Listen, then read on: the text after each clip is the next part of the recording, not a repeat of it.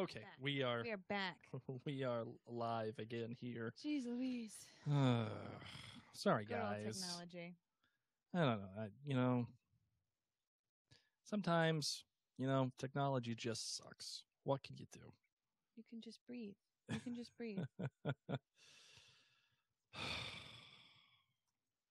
we go. Sharing it in the clan. Okay, We're back. we're back. I wonder if it only lets us go for like an hour if it's cranky at us. Might be. That's what it is. All right, let's do this. Okay, hold on. Bear with me for one moment. Yay! Hello. Thank you guys for joining this next new video. We don't know. Technology has not been our friend this week. No. Okay. Technology has sucked for us this week. Welcome back. Okay, so hold on. Let me hit record. Are you ready to record for our end? Yeah, Okay, yeah. Ready, hitting record now. The last question I asked you was: there anything else you'd like to cover for this episode? Are you ready? Yep. Here we go.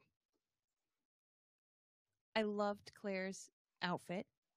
Oh yes. She made it so fast, I can't even handle it. Just overnight. I love that she made it out of raincoats.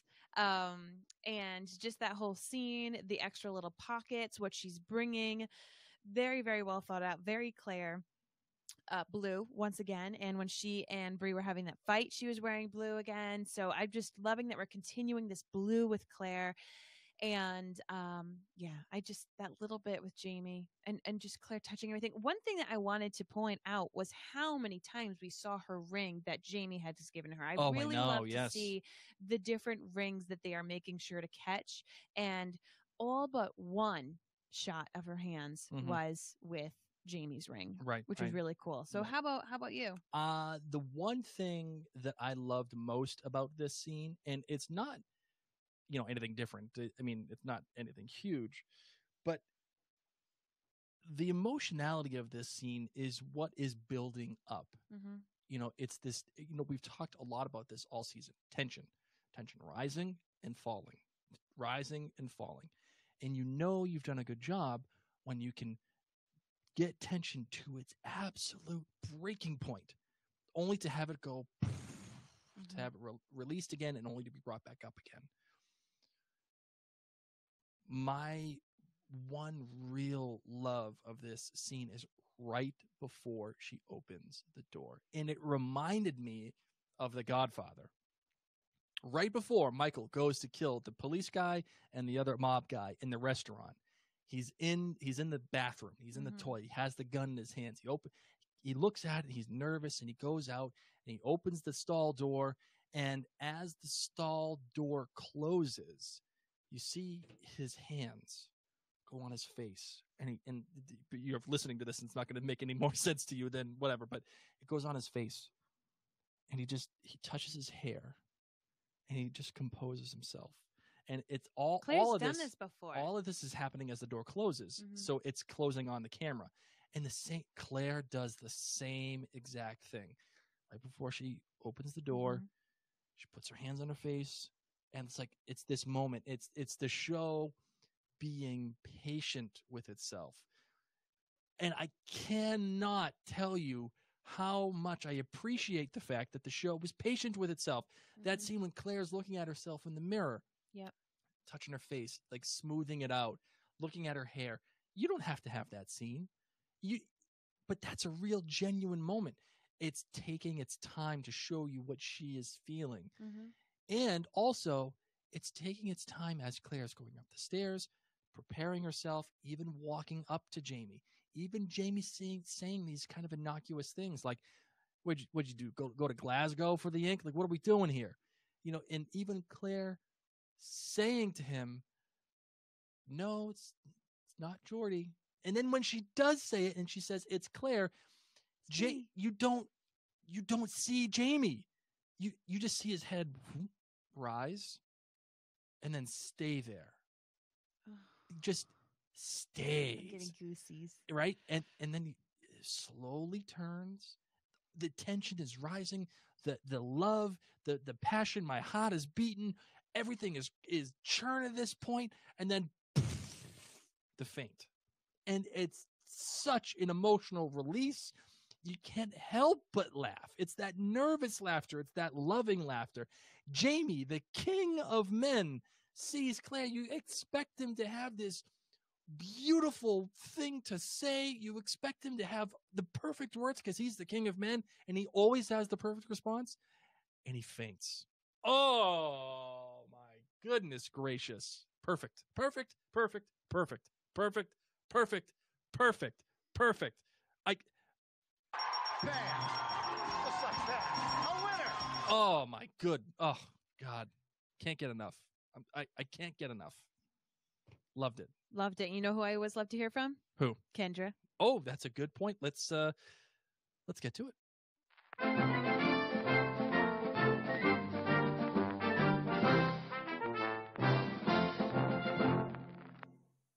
Hey, Mary and Blake. Well, honestly, I've been having a bit of a hard time finding things I liked about this episode.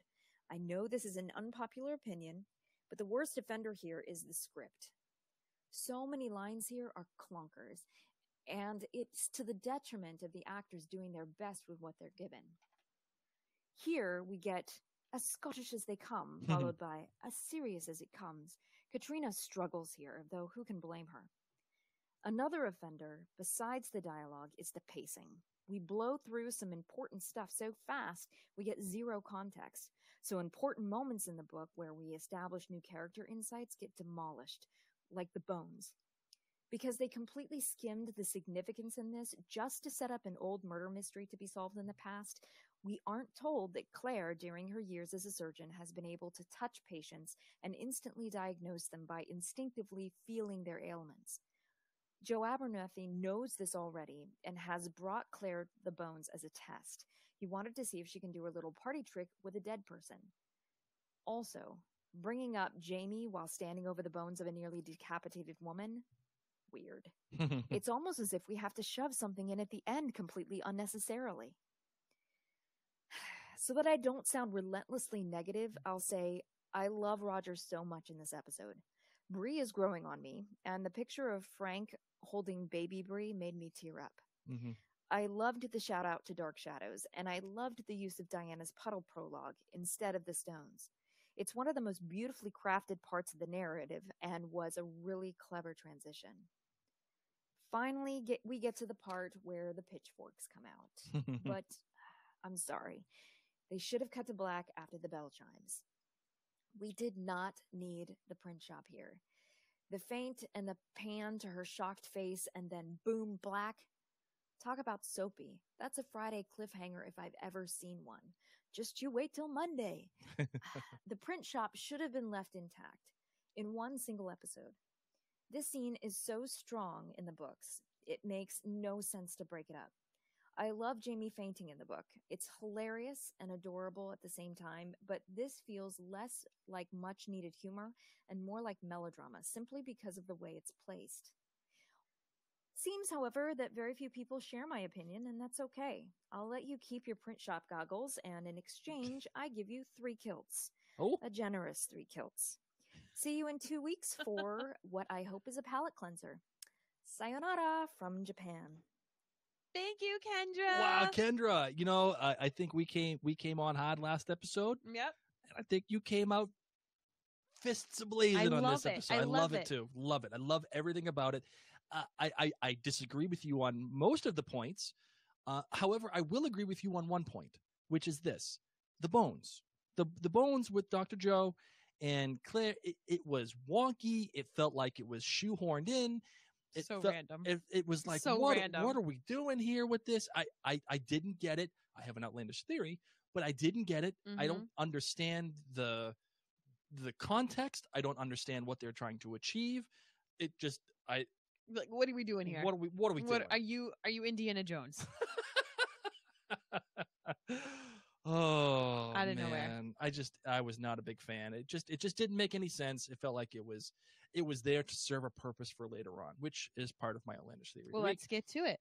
So I won't get into it. Are you ready for the outlandish theory of the week? You won't get into it because I think you're about to. I know that's a valid point. I want to let you know that this outlandish theory of the week is brought to you by Celtic Eternity. Please visit CelticEternity.com. That's CelticEternity.com and get 10% off any Celtic or Scottish ring with the coupon code Outlandercast, all one word. Trust me, you want to take a look at this, CelticEternity.com. Beautiful rings. If you or a loved one wants a ring, or hey, maybe you're getting married, I don't know. I'm just saying, you love Outlander, you want to get a Celtic ring, this is the place. See Mike, he'll take care of you.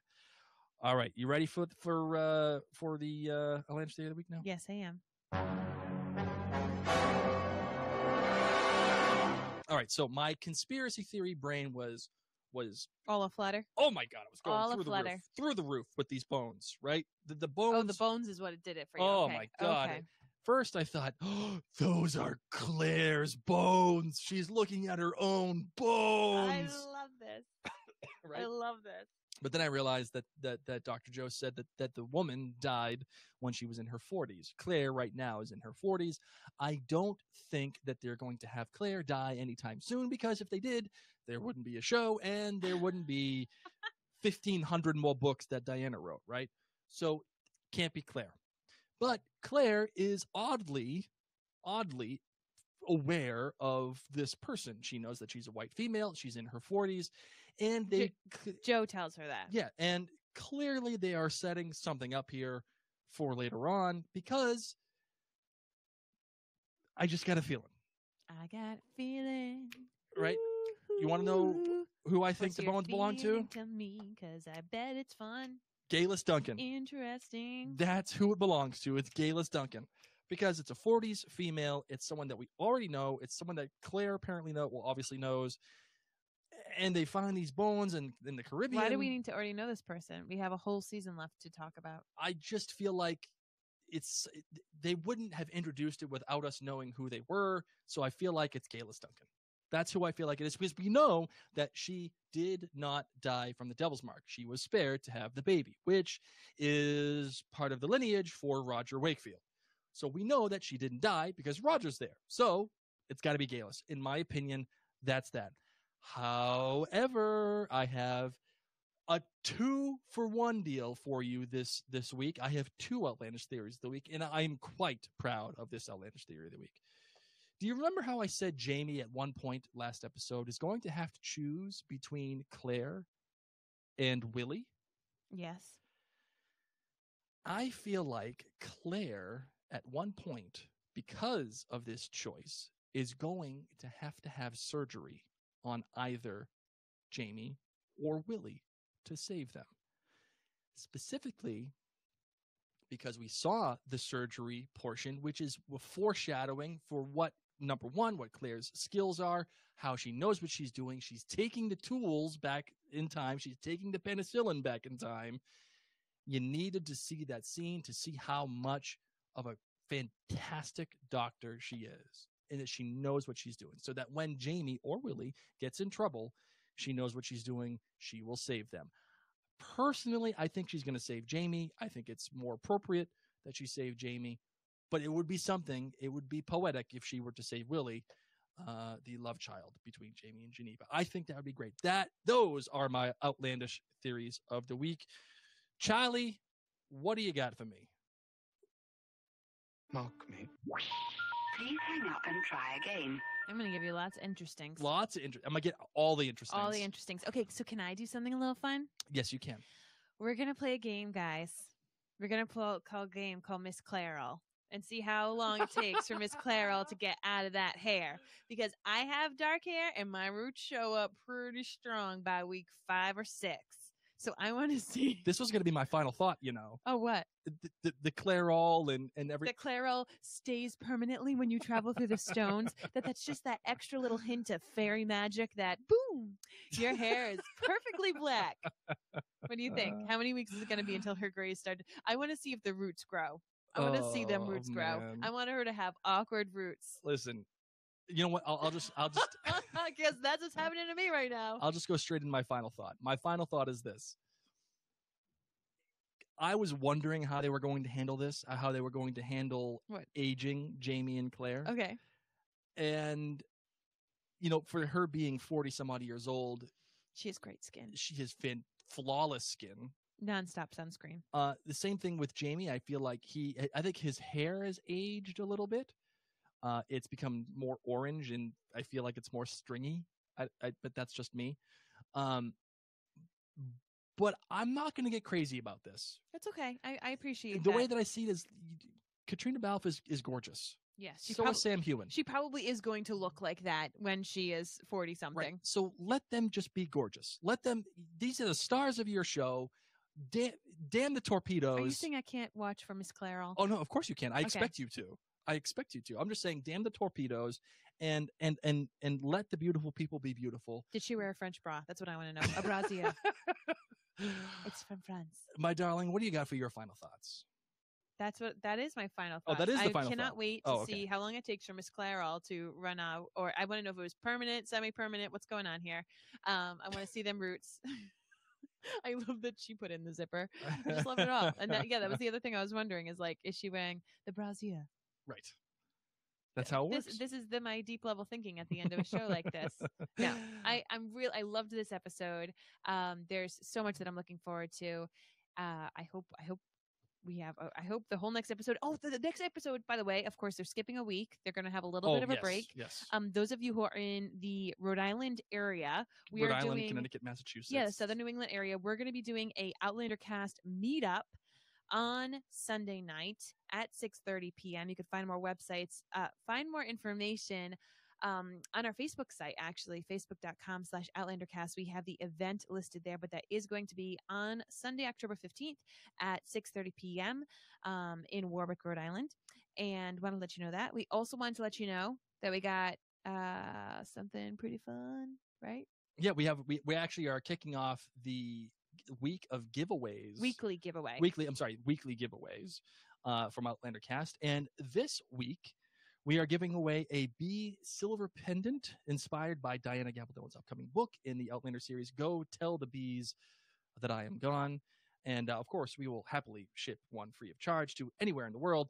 And we're not shipping it. Well, we are not. It's actually being provided by Hamilton and Young. They are doing the giveaway. They are the best. They make these beautiful pieces of jewelry, and they have given us the go-ahead to give one away. And the giveaway you can enter by going to outlandercast.com and check out the interview that we had with Mr. Hamilton himself of Hamilton and Young. And you can enter on that particular interview. So please go to outlandercast.com and check out the interview that we had with the owners of Hamilton Young. I'm sorry, Mr. Young, Mr. Gordon Young. That's who we had the interview with. And you'll be able to enter there for this beautiful bee-inspired pendant. Wait, what? When is that interview going up? It's coming out on Thursday. I said that. Oh, okay. I just want to make sure.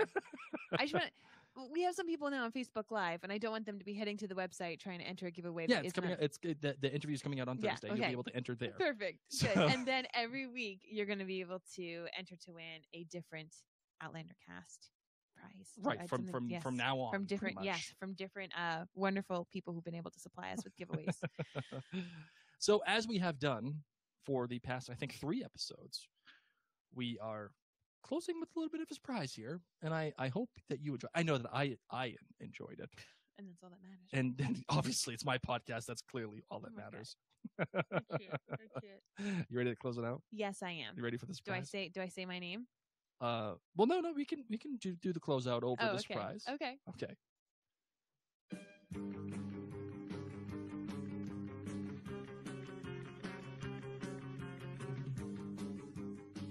All right, ladies and gents, my name is Mary Larson. And I'm Blake. And you've been listening to Outlander Cast.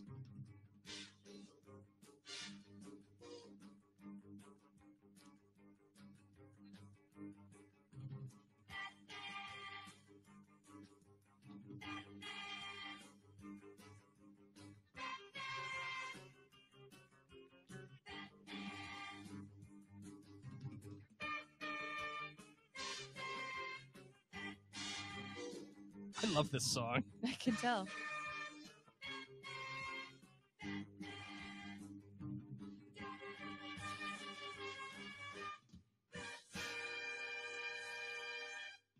Awesome.